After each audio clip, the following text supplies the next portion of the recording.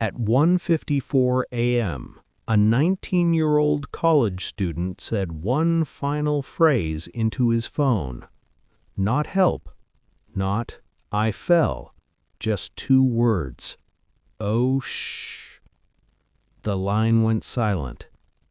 Brandon Swanson disappeared while on the phone with his parents, and they were searching for him in real time. Brandon Swanson was a 19-year-old student at Minnesota West Community and Technical College, attending the Canby campus for wind energy technology. He was responsible, reliable, and close with his parents, Brian and Annette Swanson. On the night of May 13, 2008, Brandon attended two small gatherings with friends near Lind, Minnesota. He drank whiskey and beer, but friends later said he didn't appear visibly drunk. Nothing about that night suggested danger. Nothing suggested it would end this way. Just after midnight, Brandon decided to drive home. Somewhere along the way, he took a wrong turn. His Chevy Lumina slid into a ditch and became high-centered, stuck on an incline, with the wheels unable to grip the ground. The car was damaged but not destroyed. Brandon had a choice. He could call 911. Instead, he called his parents, not because he was injured, but likely because he didn't want a DUI. Brian and Annette immediately got into their car.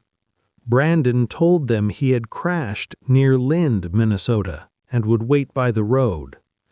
As they drove, they stayed on the phone.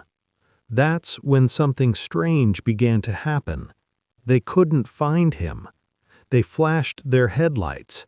Brandon flashed his.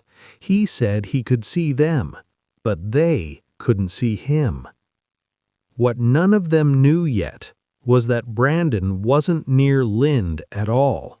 Brandon had actually crashed near Taunton, Minnesota, close to Porter, nearly 25 miles away.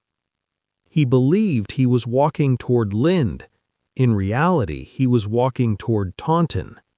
Those distant lights he saw weren't his parents. They were a different town entirely. And between him and those lights was something he didn't know existed. Still on the phone, Brandon decided to walk. He left the car behind and followed a gravel road. Then he cut across open farmland. He described what he was seeing as he went: fences, fields, and eventually running water.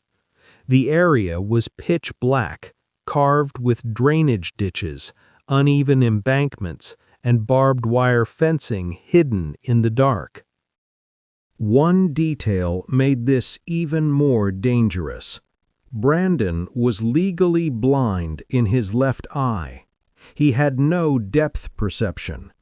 In total darkness, he couldn't accurately judge distance or sudden drops. Brandon kept talking as he walked. His parents begged him to stop, to stay where he was. Then, at approximately 1:54 a.m., Brandon suddenly exclaimed, "Oh, shh!" The call didn't fade. It didn't crackle. It didn't lose signal. It ended, instantly. Brian and Annette called back. No answer. They would never hear his voice again. Brandon's parents searched on their own for hours. At 6:30 a.m., Annette contacted police. Officers initially suggested Brandon may have chosen to lay low. The official search was delayed. Later that morning, Brandon's car was found near Taunton, exactly where he wasn't supposed to be. Search teams flooded the area. Bloodhounds tracked Brandon's scent across fields to the edge of the Yellow Medicine River. Then it stopped. The river was cold, around 40 degrees Fahrenheit, high, fast-moving, dangerous. Despite extensive searches over the years, no body was ever recovered.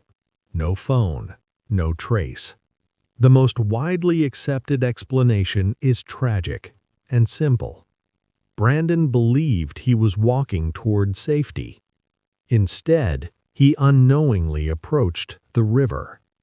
Blind in one eye, exhausted, disoriented, and surrounded by darkness, he likely never saw the drop until the final second.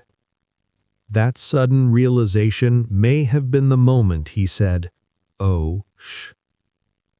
Because of what happened next and what didn't happen, Brandon's parents pushed for change. In 2009, Brandon's Law was passed in Minnesota. It requires police to immediately investigate missing adults in dangerous situations. His disappearance changed how missing persons cases are handled. His legacy has saved lives, even if he couldn't be saved himself. Brandon Swanson vanished while help was on the way. Not because no one cared, but because one wrong assumption led him into the dark. Do you think the outcome could have been different if help arrived sooner? Or was that final moment already unavoidable?